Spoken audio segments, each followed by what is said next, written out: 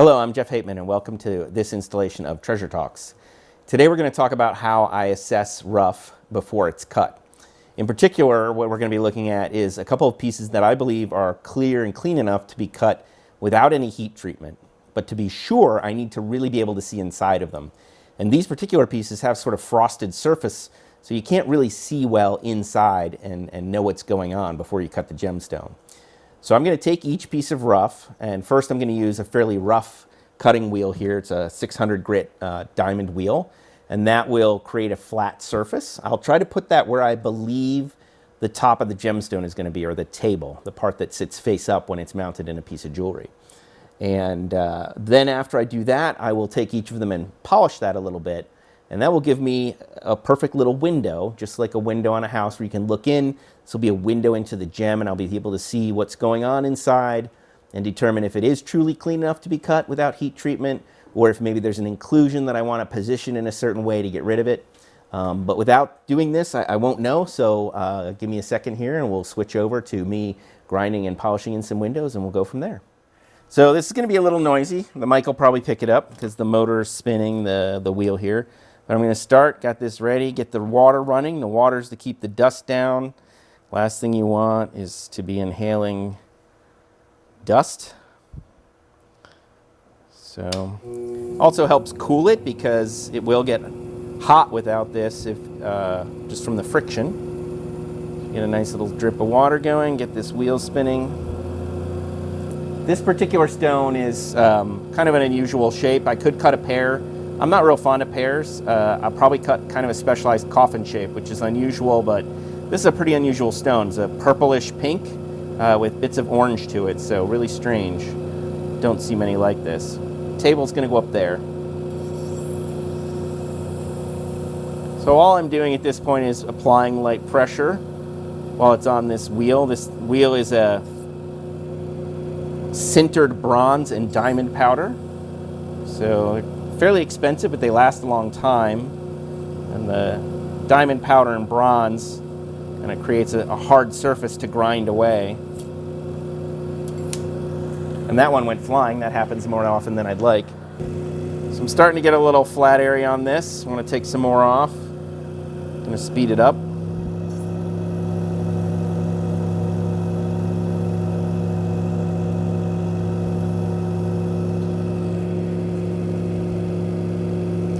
And I can already tell, you won't be able to see here, obviously it's not magnified enough, that this has got more silk in it than I would like, and I'll probably end up having to heat it, but we'll find out more once we polish it. Let's take another one.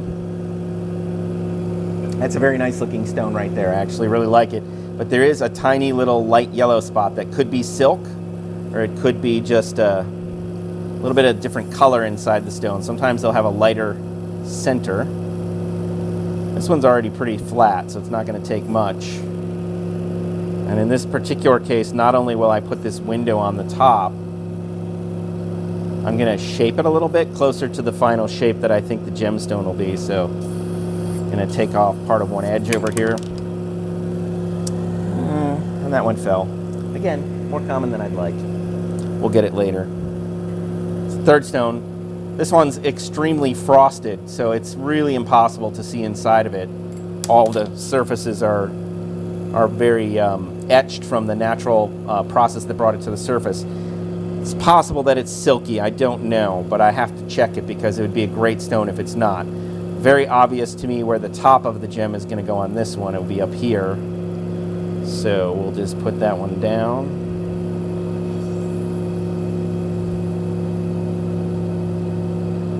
Do a smaller window in that one, just a little flat area, and I'll be able to peek inside on that. Another really great looking stone here. This one's well shaped for a round, and again just pretty frosted, so I can't tell, and I'm just gonna put it here. What I'm looking for in a lot of these, if I can cut it there, is what's called the C-axis of the crystal. And we'll cover that in another talk where we talk about things like pleochroism in gemstones. But on a sapphire, the C-axis is really where the best color is going to be. So we want to see it there. This one almost undoubtedly is going to need to be heated, but I want to check how the silk looks. So I have to make a decision here about where I would put the table or the top of the gym. Can't always put it where the best color is going to be, because sometimes it'll make the shape a lot smaller. And sometimes we like to see more than one color in the finished gem, and cutting it between the crystal axes can do some neat things, like in some of these sapphires create blue-green bicolored stones. This is a really gorgeous blue. It has a tiny spot in the middle. I'm hoping that the silk is minor enough that I can cut it as is. And again, this one I'm cutting on that C-axis, which is going to have the most intense blue color. And unfortunately, even without polishing, I can tell already this one's probably going to need a little bit of heat.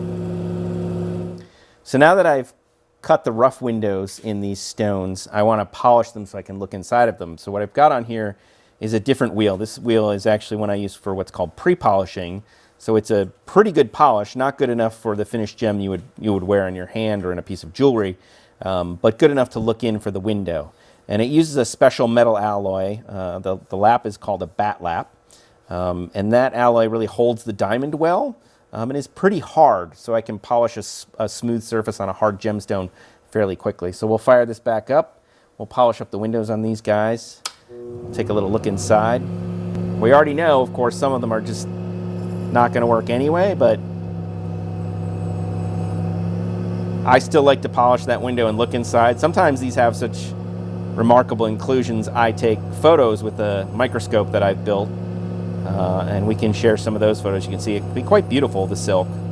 You can actually see here, probably as I roll it around, the way it reflects the light.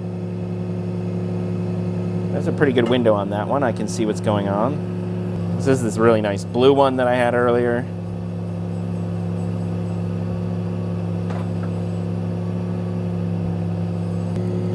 That one actually looks pretty good. There's some silk there, but I think I can hide it with how I cut the gem. And it's a really, really lovely blue color that you don't get very often in an unheated stone.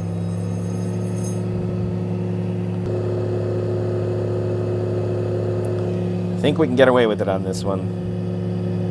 It can have an interesting little yellow spot in it. I'm going to polish it a little bit further because, again, this one's got quite an attractive pattern of silk in it that I think will look really good in a photograph. Yeah, that's excellent. That's going to cut a super, super clean, unheated round, probably. My guess would be in the 1.5 carat range. So an actually pretty rare gem. We really don't get a lot of stones that size with excellent clarity that are not heated. And it's going to be very much on the green side of blue-green, so very teal colored stone. Always exciting when you get one that looks that nice. 2 more here. This is the one that bigger one I thought probably is going to be hazy. But we'll see in a second.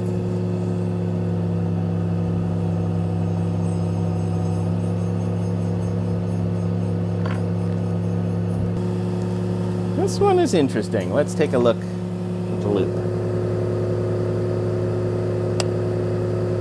It's got some haze, but I may end up cutting this one without heating. We'll have to think about it. Sometimes a little bit of haze isn't a bad thing. It's the last one.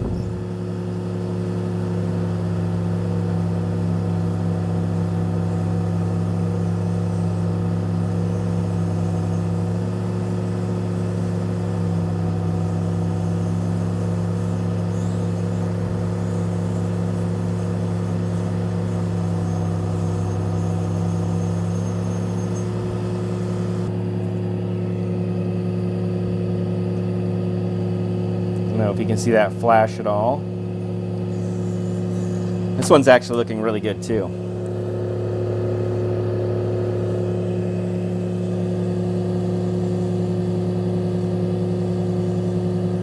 So it's not flawless. There's a little silk in it, but I think this one will actually be fine as a no heat. And I can orient the silk so it's kind of hidden a little bit. There are people who like a little bit of glowy haze to an unheated stone. That's probably what will happen with this one. And I forgot there was one more that had that fabulous blue color, but I think it's got too much gold silk in the middle. But those sometimes make really gorgeous photos of inclusions because the contrast between gold and blue is really attractive. Yep. And as I suspected, it's definitely got too much silk to do no heat, unfortunately. But it will be a spectacular blue once it's heated. A little bit of gold silk showing there. And that's it for now.